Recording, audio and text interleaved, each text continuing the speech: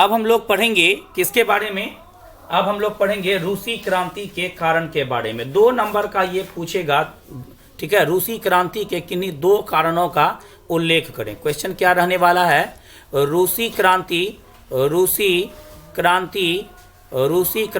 के किन्हीं 2 कारणों का उल्लेख करें। किन्हीं 2 कारणों का उल्लेख करें, ठीक है, उल्लेख करें, ठीक है। ये मात्र 2 नंबर का क्वेश्चन रहने वाला है। तो इसका मैं पहले रूसी क्रांति के 2 कारण में पहला कारण मैं आपको पहले लिख देता हूँ।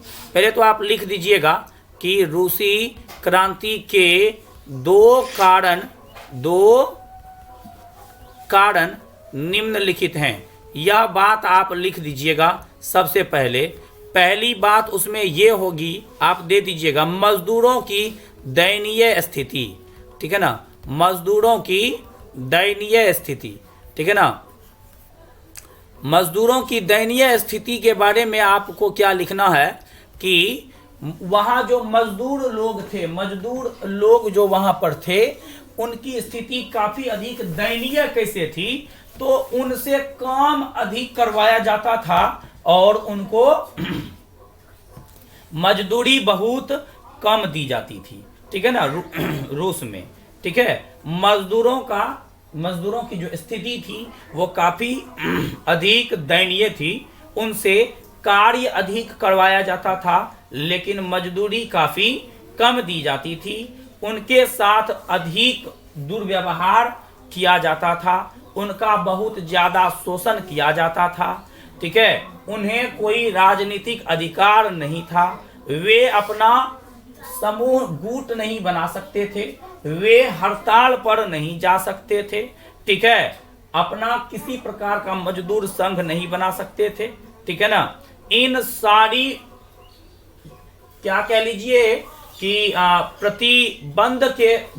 इन सारे प्रतिबंधों के कारण वो काफी अधिक तंग आ गए थे। उनके पास क्रांति के अलावा कोई और रास्ता नहीं था, ठीक है ना। यही बात आपको इसमें लिख देनी है, ठीक है।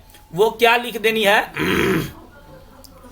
रूस में मजदूरों की स्थिति, ठीक है, काफी अधिक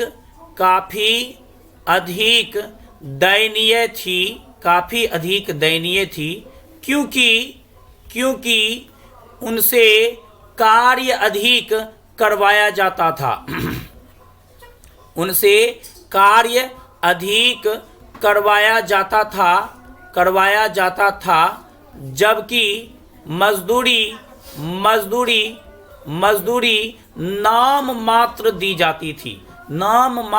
जाती थी। इसका मतलब हुआ कि केवल जी लो और कुछ नहीं, बस, ठीक है। और इससे भी बड़ी बात क्या थी कि उन्हें किसी भी प्रकार का अधिकार नहीं था। किसी प्रकार का अधिकार नहीं करिए आप, विशेषाधिकार नहीं था, ठीक है ना। विशेषाधिकार नहीं था, ठीक है, विशेषाधिकार नहीं था। जैसे कि हड़ताल पर जाना, किसी भी प्रकार का मजदूर संघ बनाना, ठीक है। जैसे कि किसी भी प्रकार का मजदूर संघ वे नहीं बना सकते थे, ठीक है। राजनीतिक अधिकार उनको नहीं था, ठीक है। अगली बात,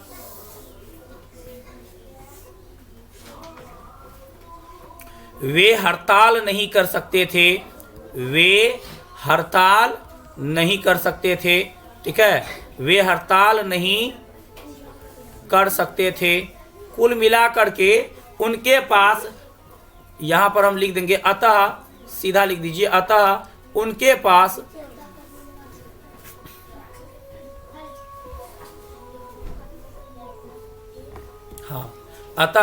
उनके पास क्रांति के अलावा कोई दूसरा उपाय नहीं था।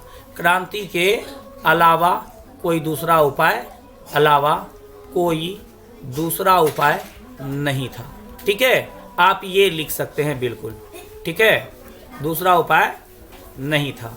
ठीक है, ये पहला कारण हो गया कि रूसी क्रांति का पहला कारण ये हो गया। मजदूरों की जो दयनीय स्थिति थी, तो दयनीय स्थिति कैसे थी ये बात बतानी पड़ेगी ना पहले। तो दयनीय स्थिति ऐसे थी कि वे कार्य बहुत अधिक करते थे, मजदूरी उनको काफी कम मिलती थी। अब इस बात की शिकायत भी वो नहीं कर पाएंगे, क्योंकि उनको हड़ताल करने का अधिकार नहीं है, क्योंकि उनको जो है राजनीतिक अधिकार नहीं है, क्योंकि उनको मजदूर का संगठन बनाने का अधिकार नहीं है। तो फिर इस बात का वो शिकायत भी नहीं कर सकेंगे, विरोध भी नहीं कर सकेंगे। ठीक है, इसी वजह से मजदूरों के मन में काफी अधिक रोष उत्पन्न हो गया था और वे क्रांति के को ही सबसे बड़ा उपाय मानते थे।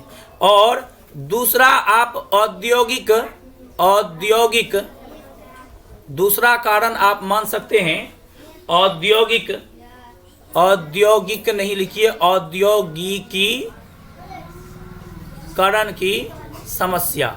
ठीक है, दूसरा कारण एक ये 6-7 कारण है रूसी क्रांति की। आप एक बार जो है किताब निकाल कर उसको देखिएगा, 7-8 कारण है। रूसी क्रांति बहुत वीवीआई सवाल है, या तो 2 नंबर में पूछे या तो 5 नंबर में पूछे। पूछने का चांस बहुत ज्यादा होता है। अगर 2 नंबर में पूछेगा तो 2 कारण लिखिएगा, 5 नंबर में पूछेगा तो कम से कम 5-6 कारण लिखना पड़ेगा। ठीक है ना, 6-7 कारण रूसी क्रांति का आपके बुक में दिया हुआ है। ठीक है, रूस में अलेक्जेंडर तृतीय का समय में औद्योगिकरण के गति में कुछ तेजी आई थी, लेकिन रूसी औद्योगिकीकरण पश्चिमी पूंजीवादी औद्योगिकरण से बहुत ज्यादा अलग था। तो यहाँ कुछ ही क्षेत्र में महत्वपूर्ण उद्योगों के विकास के लिए विदेशी पूंजी पर निर्भरता बढ़ती गई। विदेशी पूंजीपति आर्थिक शोषण को बढ़ावा दे रहे थे, इसके कारण लोगों में असंतोष व्याप्त था। मतलब ये हुआ कि यहाँ पे औद्योगिकीकरण की समस्या क्या थी। औद्योगिकीकरण के लिए यहाँ पर विदेशी पूंजीपति को बुलाया गया था। ठीक है ना, यहाँ पर हम लिखेंगे अलेक्जेंडर तृतीय के समय में, अलेक्जेंडर तृतीय के समय में औद्योगिकीकरण में कुछ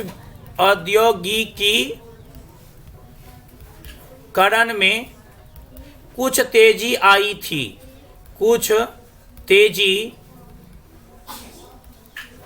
आई थी, ठीक है। अलेक्जेंडर तृतीय के समय में औद्योगिकीकरण में कुछ तेजी आई थी, लेकिन औद्योगिकीकरण की सबसे बड़ी समस्या औद्योगिकीकरण की सबसे बड़ी समस्या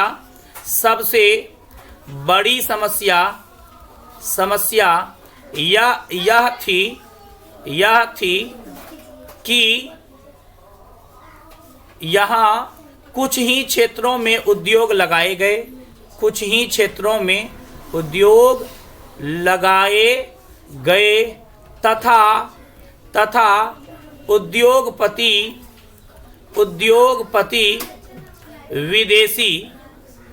विदेशी थे, अतः वे मजदूरों का काफी अधिक शोषण करते थे।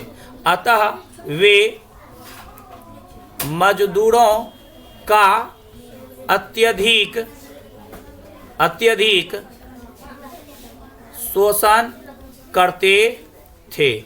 यहाँ भी मजदूरों के पास कोई और उपाय नहीं था, इस वजह से यहाँ लोगों में असंतोष फैला हुआ था। ठीक है ना, इस कारण से